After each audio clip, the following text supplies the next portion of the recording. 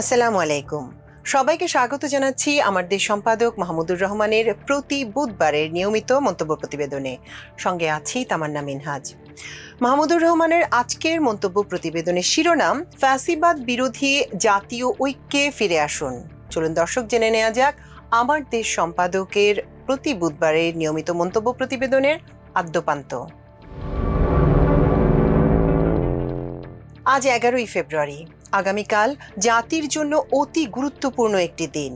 2001 সালের 1 অক্টোবর বাংলাদেশের জনগণ সংসদ নির্বাচনে সর্বশেষ নিজেদের পছন্দের প্রার্থীকে প্রশাসনের উদ্দেশ্য প্রণোদিত বিশেষ প্রভাব ও কৌশল এড়িয়ে নির্বাচিত করতে পেরেছিলেন। আওয়ামী সমর্থক এবং সুশীল সমাজ এবার প্রতিবাদ করে নিশ্চয়ই সমস্বরে বলে উঠবেন, কেন আমরা 2008 সালের ডিসেম্বরেও তো ভোট দিতে পেরেছিলাম। আমি আপনাদের সঙ্গে ভোট দিতে পারার তর্কে একমত। সেই নির্বাচনে কোনো কোনো কেন্দ্রে ভোট দেওয়ার হার শতকরা 100%-এরও বেশি ছিল। সুতরাং ভোটারের চেয়েও ভোট বেশি করে দেয়া নিয়ে কোনো সমস্যা হয়নি। আমিও সেদিন ভোট দিয়েছিলাম বটে, কিন্তু পছন্দের প্রার্থী নির্বাচন করতে পারিনি। ভোটের দিনের প্রায় 10 মাস আগে ফেব্রুয়ারিতে নির্বাচনের ফলাফল যে দিল্লিতে ভারতীয় পররাষ্ট্রমন্ত্রী প্রণব মুখার্জি আর বাংলাদেশের তথাকথিত সেনাপ্রধান জেনারেল মঈন ইউ আহমেদের মধ্যে বৈঠকে নির্ধারিত হয়ে গিয়েছিল, সেটা তো আমি অন্তত ব্যালটে সিল মারার সময় জানতে পারিনি। যা হোক, সেই পূর্ব নির্ধারিত ভোটের কাফফারা আমাদের প্রায় 16 বছর ধরে দিতে হয়েছে। আজ যে ভোটারের বয়স 35 বছর, তার ভোটাধিকার 2008 সালের পর কেড়ে নেওয়া হয়েছিল। জীবনে সে প্রথমবারের মতো ভোট দেওয়ার জন্য আজ রাতে অধীর আগ্রহে ভোরের অপেক্ষা করবে। আগামীকাল আপনারা কাকে ভোট দেবেন সেটা যার যার স্বাধীনতা ও পছন্দের ব্যাপার, তবে মূল্যবান ভোট কাদেরকে দেয়া উচিত হবে না সে সম্পর্কে আমার মতামতটা আপনাদের সদয় বিবেচনার জন্য উল্লেখ করে রাখলাম। জাতীয় পার্টি মার্কা যেসব দল বা ব্যক্তির কারণে বাংলাদেশে শেখ হাসিনার ফ্যাসিবাদ এবং ভারতীয় আধিপত্যবাদ মিলিতভাবে জনগণের সব অধিকার কেড়ে নিতে পেরেছিল, গুম খুন করতে পেরেছিল, আয়নাঘর বানাতে পেরেছিল, বিলিয়ন বিলিয়ন ডলার লুট করতে পেরেছিল, রাষ্ট্রের সার্বভৌমত্ব বিকিয়ে দিয়েছিল এবং যারা মুসলিম গণহত্যাকারী নরেন্দ্র মোদীর পায়ের তলায় লুটিয়ে পড়েছিল, সেই ব্যক্তি বা দল আজ যে রূপেই আসুক না কেন, তাদের প্রত্যাখ্যান করা প্রতিটি দেশপ্রেমিক ভোটারের নৈতিক দায়িত্ব। সেই সঙ্গে ভারতের প্রতি বিভিন্ন কারণে নমনীয় সব প্রার্থীকে বর্জন করার আহ্বান জানাচ্ছি। এরা নির্বাচিত হলে দিল্লি নতুন করে হাসিনার আমলের মতো করে বাংলাদেশ দখলে নেয়ার চেষ্টা চালাবে। সব সময় স্মরণে রাখবেন, বাংলাদেশকে দিল্লির রাডারে ফিরিয়ে নেয়ার জন্য আমাদের সন্তানরা জীবন দেয়নি, তারা আপনাদের মুক্তি দিতে চেয়েছিল। আপনারা নিশ্চয়ই ভারতের কোনো দালালকে সংসদে এনে মহান জুলাই বিপ্লবকে অপমান করতে এবং পুনরায় পরাধীন হতে চাইবেন না। বাংলাদেশের জনগণের প্রতি আরও একটি অনুরোধ আছে। ভোট কেন্দ্রে গিয়ে প্রথমেই দয়া করে গণভোটের হাতে সিল দিয়ে তারপর আপনার পছন্দের প্রার্থীকে ভোট দেবেন।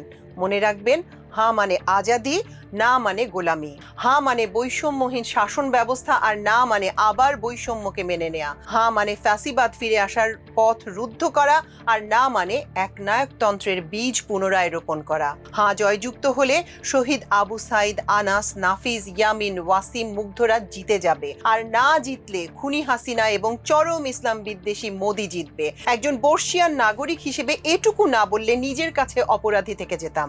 ভোটারদের আগামীকালের দায়িত্ব স্মরণ করিয়ে দিয়ে এবার নির্বাচন পরবর্তী আলোচনায় আসা যাক। প্রধান যে দুই দল কাল নির্বাচনে প্রতিদ্বন্দ্বিতা করতে যাচ্ছে, তারা কেবল ফ্যাসিবাদের ভিকটিমই ছিল না, তারা সম্মিলিতভাবে ফ্যাসিবাদের বিরুদ্ধে 1.5 দশক ধরে রাজপথে সাধ্যমতো লড়াই করেছে। তরুণদের যে তৃতীয় দল একটি বড় দলের সঙ্গে জোটবদ্ধ হয়ে নির্বাচনের মাঠে নেমেছে, সেই দলের নেতাকর্মীরা জুলাই বিপ্লবের অবিসংবাদিত ভ্যানগার্ড ছিল।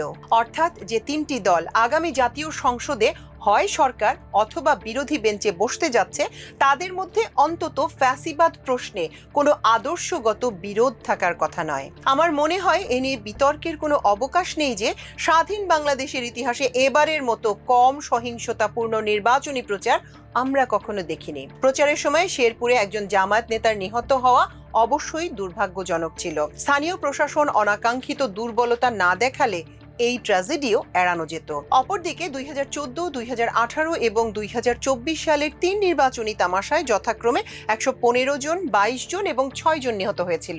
এবারের প্রচারে প্রতিদ্বন্দ্বীদের মধ্যে অবশ্যই তীব্র বাকযুদ্ধ হয়েছে। হয়তো বাকযুদ্ধের ভাষা আরো শালীন ও বুদ্ধিদীপ্ত হলে ভালো হতো, কিন্তু নির্বাচনের মাঠে রাজনীতিবিদদের এতটুকু ছাড় আমাদের দিতে হবে। সব মিলিয়ে এখন পর্যন্ত সহিষ্ণুতার ব্যাপারে ইতিবাচক ইতিহাস সৃষ্টি করা গেছে। অবশ্য সরকার, ইলেকশন কমিশন এবং রাজনৈতিক দলগুলোর কালকের পরীক্ষা এখনো বাকি আছে। তবে আমি আশাবাদী যে সেই পরীক্ষাতেও জাতি হিসেবে আমরা উতরে যাব। এবার নির্বাচনী সহিংসতা অনুল্লেখযোগ্য হওয়ার পিছনে আরো একটি গুরুত্বপূর্ণ কারণের কথা না বললে আমার বিশ্লেষণ অসম্পূর্ণ থেকে যাবে।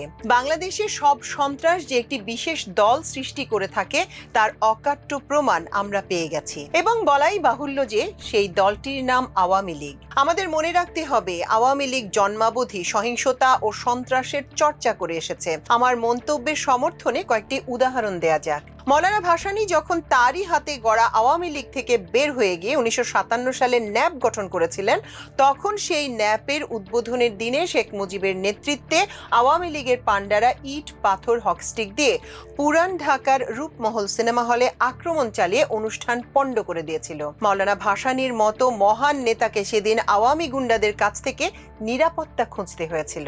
1958 সালে এই আওয়ামী লীগের সংসদ সদস্যদের সহিংসতায় সংসদ চলাকালীন অবস্থায় ডেপুটি স্পিকার শাহিদ আলীর মাথায় আঘাত লেগে নিহত হয়েছিলেন। এই হত্যাকাণ্ড উপলক্ষ করেই তৎকালীন পাকিস্তানে ফিল্ড মার্শাল আইয়ুব খানের সামরিক শাসন এসেছিল।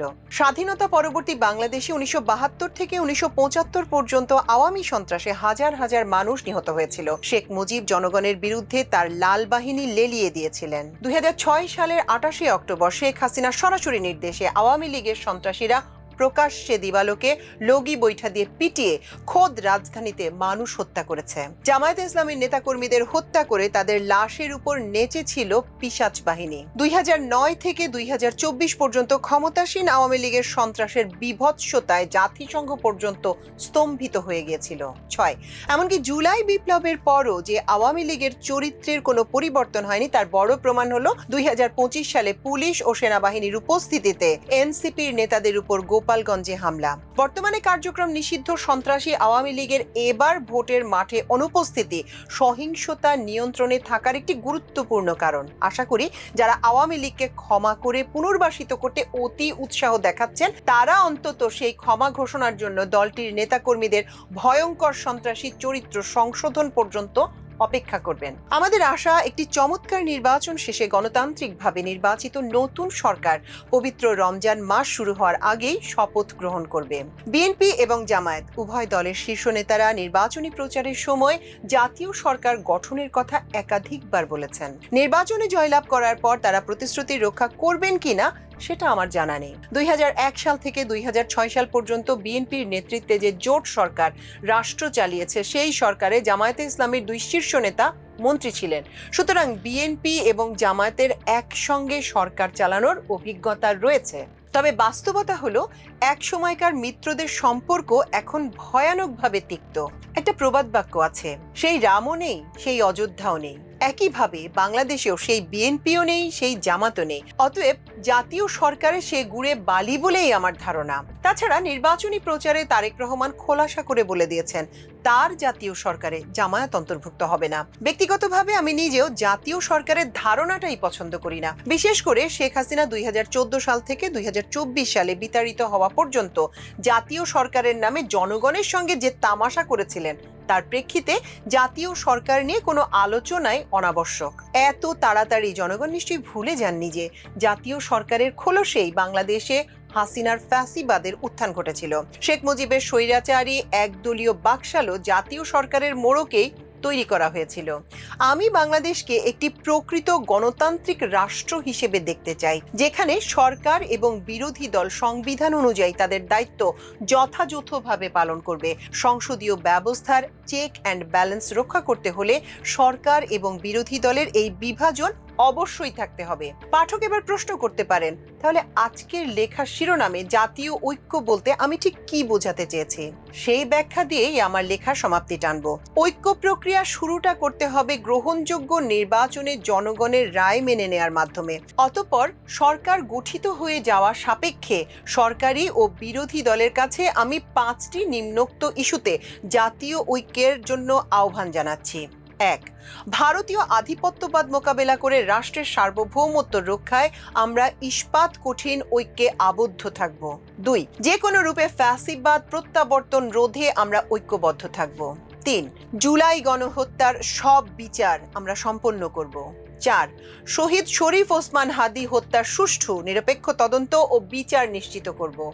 পাঁচ, ধর্ম, বর্ণ, ভাষা, লিঙ্গ নির্বিশেষে রাষ্ট্রের সব নাগরিকের মৌলিক ও গণতান্ত্রিক অধিকার নিশ্চিত করার প্রত্যয়ে সর্বদা ঐক্যবদ্ধ থাকব। আমার প্রত্যাশা কি খুব বেশি হয়ে গেল বলে আপনাদের মনে হচ্ছে? দর্শক, এই ছিল আমার দেশ সম্পাদক মাহমুদুর রহমানের আজকের মন্তব্য প্রতিবেদন। এতক্ষণ সঙ্গে থাকার জন্য অশেষ কৃতজ্ঞতা। আল্লাহ হাফেজ।